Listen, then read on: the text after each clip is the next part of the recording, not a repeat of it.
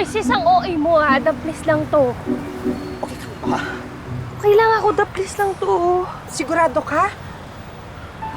Opo. Hindi ko po kasi ako pwede mamatay. Marami pa po akong pangarap. Sandali. Lalagay ko lang to ha, tapos lalagyan ko ng pressure para tumigil yung pagdudugo. Ayan, okay lang? Diyos ko. Alam mo, parang nakita na kita dito dati na nagtuturo. Voluntary teacher ka ba? Naku, hindi po. Hindi nga po ako nakapag-aral eh. Biruan lang po namin magkakaibigan yon. Kunwari po ako yung teacher nila tapos sila naman po yung mga estudyante ko.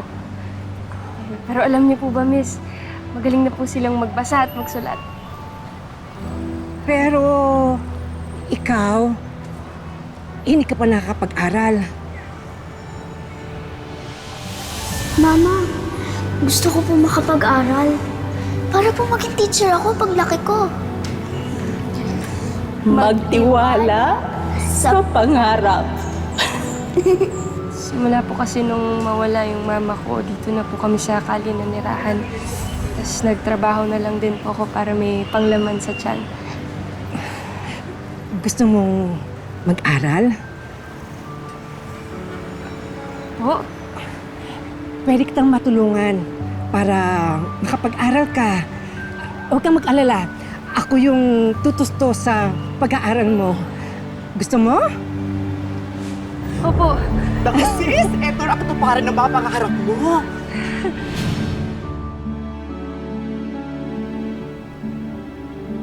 Nabigyan ako ng pagkakataong makapag-aral sa pamamagitan ng alternative learning system. Nang maipasa ko ang accreditation and equivalency test at nabigyan ako ng certificate, pinag-aral din ako ni Mrs. Fe sa kolehiyo. Congratulations, Teacher Dana.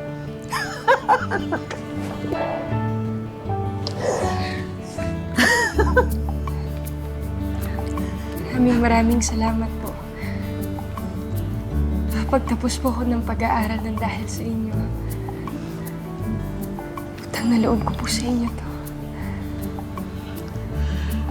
Lahat ng ito ay bunga ng pagsisikap mo. I am so proud of you.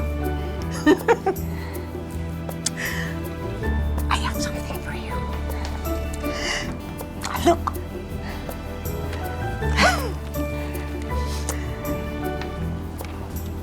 Admission requirements para sa isang university sa South Korea.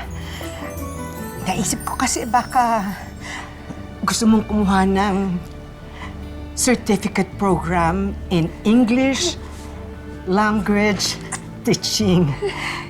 Kasi alam mo, mas madali kang makakakuha ng trabaho kapag meron ka ng certificate. Huwag kang mag-alala. Tutulungan kitang kumuha ng visa. At saka, meron akong kaibigan doon na meron siyang apartment na habang naghahanap ka ng trabaho, doon ka muna titira sa kanya. At isa pa, hindi mo kailangan mag-worry kasi may mga Pilipino ka makakasama doon. Mrs. Fe, sobrang salamat po. Ang dami niyo na pong natulong sa akin. Hindi ko na po alam kung paano ko kayo pasasalamatan.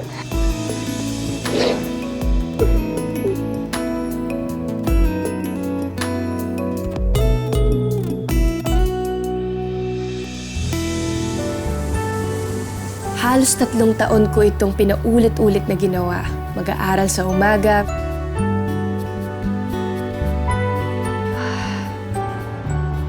tatrabaho sa gabi.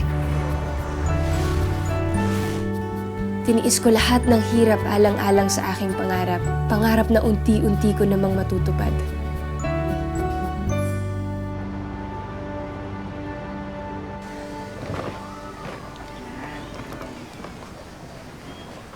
Congrats, Ma'am Dana! Salamat sa inyo. Ikaw na talaga. Ang galing-galing mo. O, paano? Kukunin mo ba yung offer sa'yo na magturo dito sa Seoul? Gusto ko munang umuwi sa Pilipinas. Gusto ko kasi doon ako magturo eh. Kahit makapagtayo man lang ako ng maliit na learning center.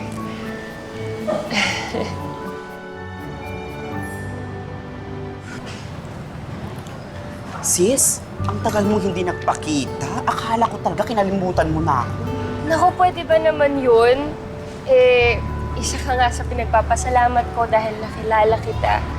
Kung di niyo ako kinukup sa kali noon, malamang pariwara na yung buhay ko ngayon. Sus, pinapaiyak mo naman ako. Pero alam mo, maraming salamat talaga ha. Kasi kahit napaganda na ang buhay mo, kaibigan mo pa rin ako. Malamang, ikaw pa ba? Di ba nga pinangako ko sa'yo na pag uwi ko dito, ikaw naman ang tutulungan ko? Eto na ba yung bahay mo? Ako hindi. Nirentahan ko lang to. Halika, anak. Pero maganda. Kaya nga, Ano gusto mo sana kumain nga mamaya? maayos ng konti, di ba? Ay, Dana? Ikaw na ba yan? Tia Milet, kamusta po kayo? Hindi kita namukaan. Ay, eto si Maggie, bunso ko. Hi, Maggie. Hoy, ikaw mukha ka ng mayaman. Naku, hindi pa po. Masaya po ako na nakapagtapos na po ako ngayon. Teacher na po pala ako. E di ikaw na. Ano ka ba, anak? Kaya ko lang naman po ito nirentahan. Balak ko po kasing gawing learning center. Kaya kung may kakilala po kayo na gusto magpa-tutor, sabihan niyo lang po ako, ha? Ito, learning center. Sige. Mauna na kami. Salamat po.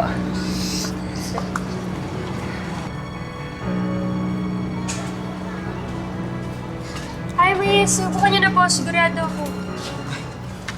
Dead ba si ate? Akala mo naman maganda. Akala naman siyang bilas ang tilapia. Uy, tumigil ka dyan. Baka marinig ka. Totoo, tinong itsura. Tama na. Parang Marinig ka dalawang niya. araw nang hindi. Puro ka.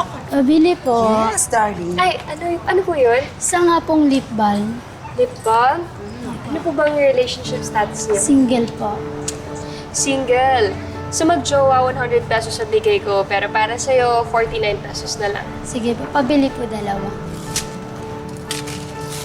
Thank you you. po. Salamat. Grabe kasi ang sipag mo. Parang may pamilya ka ng binubuhay ah. Ito naman, wala akong pamilyang binubuhay, pero pangarap meron. Pangarap. Di ba hindi naman yan nakapagtapos? Sayang naman yung mga pera ng mga mag-enroll. Ano ka ba? Nag-aral daw yan sa South Korea. Pero ano tuturo niya sa mga bata? Kulturang Koreano. Naku, hindi ko i-enroll yung anak ko dyan, no? Ah,